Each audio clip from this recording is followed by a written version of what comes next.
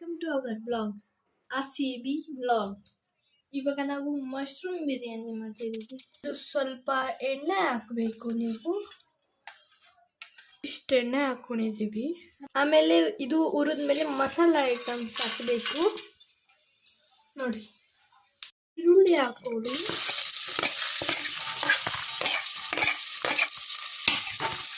ಚೆನ್ನಾಗಿ ಮಿಕ್ಸ್ ಮಾಡ್ಕೋಬೇಕು. ಅದು ಸ್ವಲ್ಪ ಕಲರ್ ಚೇಂಜ್ ಆಗೋದು ಬೇಯಿಸ್ಕೊಳ್ಳಿ. ಈ ಥರ ಆಗಬೇಕು. ಇವಾಗ ಉದ್ದಕ್ಕೆ ಹಚ್ಚಿರೋ ಟೊಮೊಟೊ ಹಾಕ್ಕೊಳ್ಳಿ. 2 ಟೊಮೊಟೊ.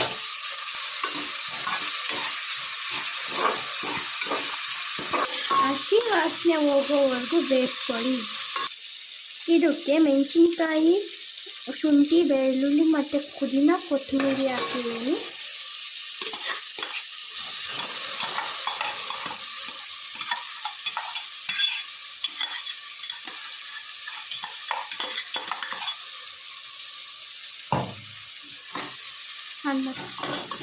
ಹಸಿ ವಾಸನೆ ಹೋಗೋವರೆಗೂ ಬೇಯಿಸ್ಕೊಳ್ಳಿ.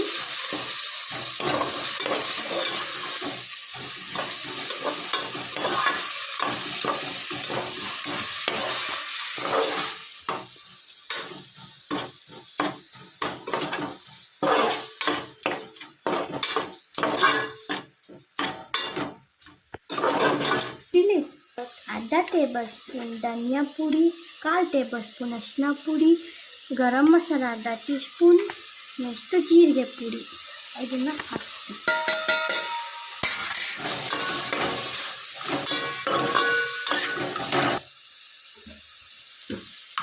ರುಚಿಗೆ ತಕ್ಕಷ್ಟು ಉಪ್ಪು.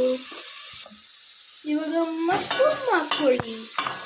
2 ಪ್ಯಾಕೆಟ್ ಮಶ್ರೂಮ್.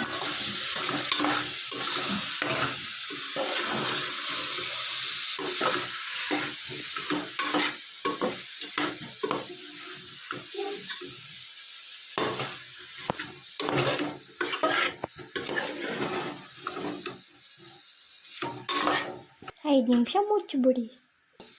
ಇದು ಈ ಥರ ಆಗಿರುತ್ತೆ. ಗ್ರೇವಿ ಟೈಪ್ ಬರಬೇಕು. ಇದ್ರ ಒಳಗಡೆ ನೀರು ಬಿಟ್ಕೊಂಡಿದೆ.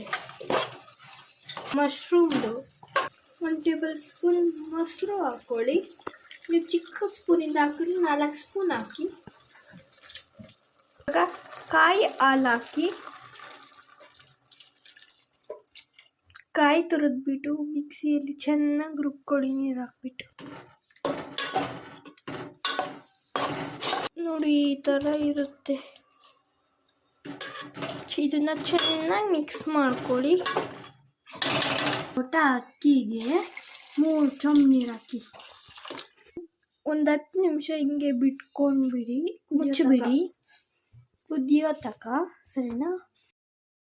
ಅದು ಕುದಿ ಬರೋ ಅಷ್ಟರಲ್ಲಿ ನಾವು ಮೊಸರು ಬಜ್ಜಿ ಮಾಡೋಣ. 1 ಈರುಳ್ಳಿ ಸಣ್ಣದಾಗಿ ಹಚ್ಚಿರೋದು, ಮೊಸರು, ಚಿಟಿಕೆ ಖಾರದ ಪುಡಿ, ರುಚಿಗೆ ತಕ್ಕಷ್ಟು ಉಪ್ಪು ಮಿಕ್ಸ್ ಮಾಡ್ಕೊಳ್ಳಿ. ಫಸ್ಟ್ ಕೊತ್ತಂಬರಿ ಸೊಪ್ಪು. ಈಗ ಮೊಸರು ಬಜ್ಜಿ ರೆಡಿ. ನೆನೆಸಿಕ್ಕಿರೋ ಅಕ್ಕಿ.